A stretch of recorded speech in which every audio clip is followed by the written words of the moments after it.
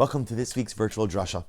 I'd like to begin by thanking Rabbi Raskis for dedicating this week's Drasha in honor of the forthcoming wedding of his children Micha Raskis to Jacob Sachs. We hope that in the merit of our Talmud Torah, the Chassid Kala will get married b'sha'a tova u'mitzlachas and experience a life filled with incredible simcha, bracha, and shefa. We have the incredible privilege this week to read Parshas Ki Sisa. And Parshas Ki Sisa contains perhaps one of the most heartbreaking, enigmatic episodes contained in the entire Torah, the sin of the golden calf, the Chet HaEgel. And it's a story we're familiar with. Moshe Rabbeinu ascends the mountain. 40 days and 40 nights, he is in direct communion with HaKadosh Baruch Hu. Lechem lo achalti mayim lo shasisi. I didn't eat, I didn't drink. It's just HaKadosh Baruch Hu and Moshe Rabbeinu. And then in the middle of all this, HaKadosh Baruch Hu turns to Moshe and he says, stop.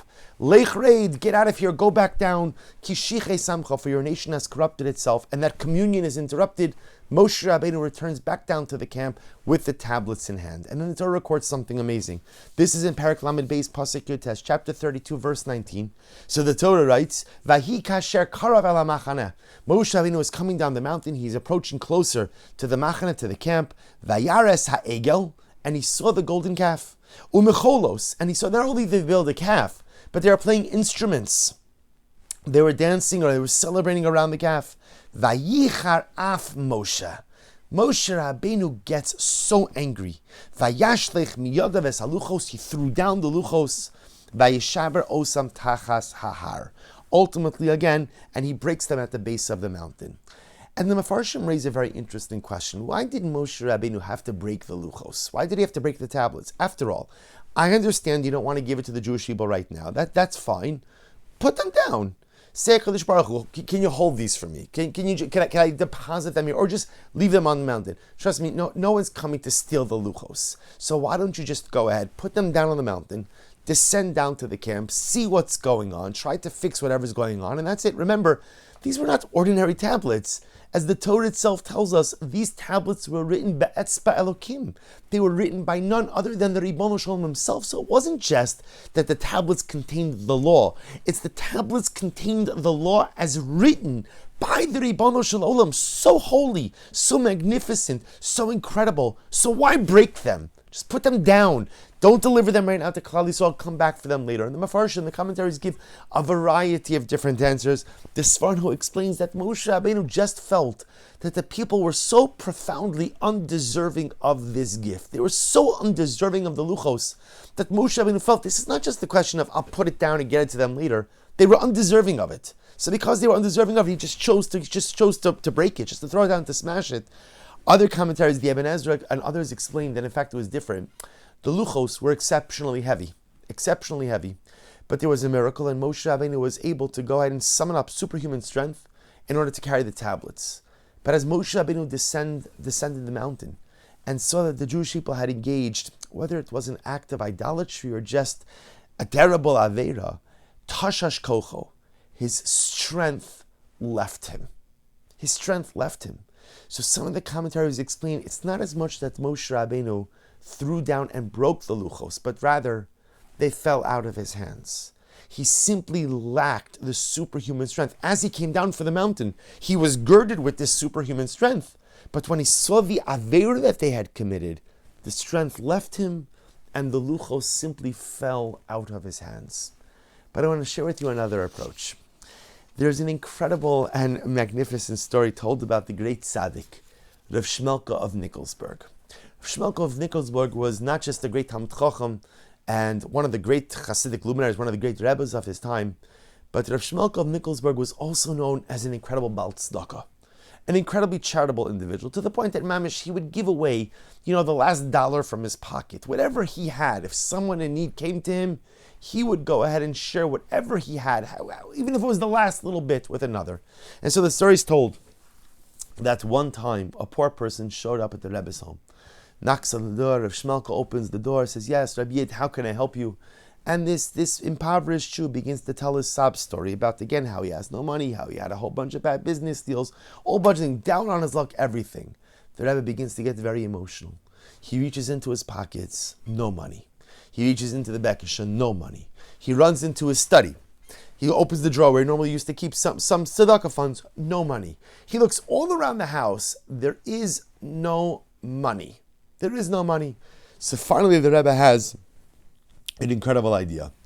The Rebbe says he goes upstairs and he goes into his Rebbetzins jewelry box. Now, don't try this at home, no matter how charitable you're feeling. If you're a Shalka of Nikolsburg, maybe you can get away with stuff like this, but for the rest of us, don't do this. So the Rebbe went up to his wife's jewelry box and he found the ring. Rebbetzin didn't have much jewelry. He found the ring and he comes running downstairs to the ani, to the pauper, says, "Here, Rebbe Yid, here's the ring. Hopefully this will help you. Hatzlacha Rabba. Hatzlacha Rabba." The ani offers, the poor person offers his effusive thanks, and he leaves the house. A couple of minutes later, the Rebbetzin comes home. And she sees that the Rebbe was upstairs in the jewelry box, and she sees that her one piece of jewelry, her ring, is gone. She comes down, and she starts yelling at Reb Shmelka. She starts yelling at her husband. "What did you do? What did you do? We have no possessions. We have nothing. I had one piece of jewelry, one ring, and you gave it away." She said, "Do you know how much money that ring was worth? That ring was worth 25 gold pieces." The Rebbe says, "Gewalt, it was worth 25 gold pieces. I had no idea." He throws on his coat, runs out of the house, and begins in hot pursuit of the ani of the pauper. So now the pauper is on his way, mamish, today, great day. Luck has changed, everything's wonderful. Suddenly he sees behind him that Rav Shmelka of Nikolsburg is running in his direction. So the ani picks up the pace a little bit. Again, I'm sure the Rebbe is not running out of things, probably running somewhere else, but you know what, now I'm running a little bit late. Let me pick up the pace a little bit. And Rav Shmelka keeps running faster. And the ani keeps running a little bit faster, trying to avoid eye contact with Rav Shmelka. No, you can't be running after me. Until finally the Rebbe calls out to him, wait, I have to tell you something. So the ani figures, all right, I mean, again, it's not too hard to string together how this story unfolds, right? In other words, the Rebbe was very generous. The Rebbetzin came home. It's her only ring. She got upset. The Rebbe is probably coming to go ahead and take it back, apologize. So the ani stops and says, Rebbe, yes, what can I need? What can I do for you? How can I help? And the Rebbe says, panting, out of breath, the Rebbe says, "You know that ring I gave you. Remember, you were just at my house a few minutes ago. I gave you that ring. And the ani says yes. And of course, the pauper is ready for the next sentence. Of course, the next sentence is going to have it back. The Rebbe Reb Shmelka takes the ani's hand in his own and he says, "Just want to tell you, it's worth a lot of money. It's worth 25 gold pieces. Make sure you don't undersell it. It's worth 25 gold pieces. Make sure you don't sell it for pennies. Make sure you don't undersell it."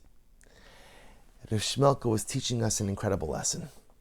He was concerned that the ani, the pauper, didn't appreciate the treasure he had in his hand. Would just think, hey, it's a nice ring, but had no idea that it was worth a small fortune, 25 gold pieces. So Rebbe tells him, make sure, don't give away your treasure. Make sure not to undersell. Don't give it away for pennies. And the lesson is so profound because the Rebbe is teaching us that sometimes in life, at the end of the day, we possess so many beautiful gifts, but we may not fully appreciate their value. You know, it's human nature to often focus on what we lack. And it's human nature to focus on what's broken, deficient, or in a state of disrepair. But when it comes to our brachas, sometimes we see things, oh yeah, it's a bracha, it's very nice. But we don't appreciate the true value of the treasures we have. Do you know what it means to have a loving marriage? Do you know what it means to have a spouse who loves you, a husband who loves you, a wife who loves you? Do you know how many people suffer in loneliness and don't have that beautiful treasure? Do you know what it means to be blessed with children? We all know someone who is struggling with fertility, and that pain from the unrealized dream, the unrealized potential, the unrealized identity of being a mother or a father, the treasure of having a child. And you could go down the list. The treasure of having a friend, the treasure of having food in the refrigerator, the treasure of having a couple of dollars in your pocket, even if you'd like some more. Life is filled with so many treasures. What about the treasure of being a Jew? Sometimes we become so focused on the challenges of Yiddishkeit, or maybe the challenges of the Jewish people. Or sometimes maybe we could be a little bit difficult, or maybe we see things in the greater community and we feel disappointed or disillusioned. But what about the great treasure of being a Jew? What about the great treasure of having a Torah, of having 613 mitzvos, of having the ability to forge a meaningful and passionate relationship with HaKadosh Baruch Hu? These are treasures, but all too often we only assess them, we only value them for pennies on the dollar. And Reb Shmelka says to the ani, I've just handed you a treasure. Don't sell it for pennies on the dollar. And perhaps this is why Moshe Rabbeinu broke the luchos. Because when Moshe Rabbeinu saw that the Jews had built the Egel, and he saw that they were celebrating, and again, Chazal tell us there was immorality, there was a whole bunch of other stuff going on, he realized something very profound. You guys, you nation of Israel people, you don't really appreciate the treasure. You don't really value the treasure. You don't understand what it is that I was carrying down for you. I was carrying down the physical embodiment of love and relationship between the King of Kings, the Melech Malchei Hamlochim, and man. A contract, a document, tablets that concretized and solidified a relationship. And you don't value it. You don't value it. So what good is going to come? What good is going to come if you don't value this treasure? If it's worth it for you to sell this treasure for a golden calf and a couple of trumpets, if that's what you're willing to give all of this away for, then you clearly don't see the value of the treasure. And if you don't see the value of the treasure, Moshe Rabbeinu says, then I can't let you have it. So this wasn't an issue of simply placing the tablets down and coming back for them later.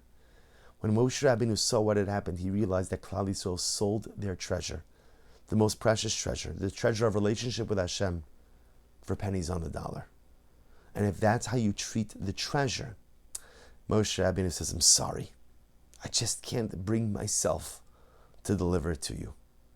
And dear friends, what an incredible lesson Moshe Rabbeinu is teaching us, and Reb Shmelka of Nikolsburg are teaching us, to take the time to appreciate our treasures, and to take the time to ascribe the proper value to our treasures. Like I said before, we get so down in life on all of the things that are not working well.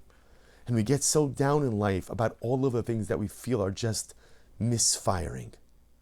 But are we truly aware of the value of our treasures? Do we really understand that the ring is worth 25 gold pieces? And I think what we each have to do, and I think it's an incredible exercise, is every day, just take a few moments by yourself, with yourself. What are my treasures? And ask yourself, how much is that treasure worth to you? If somebody were to ask you, how much is your spouse worth to you? I know maybe some people have to be careful how they answer that question. How much? How much is my wife? How much is that love? Is that relationship? Not all the money in the world. And that's one treasure. And Kenai Nahara, my 6 children, each of them a treasure by themselves? How much money? And my dear parents, how much money? And my siblings, how much money? Each of these things. And I realize, I come out of this conversation recognizing I'm the wealthiest person in the world.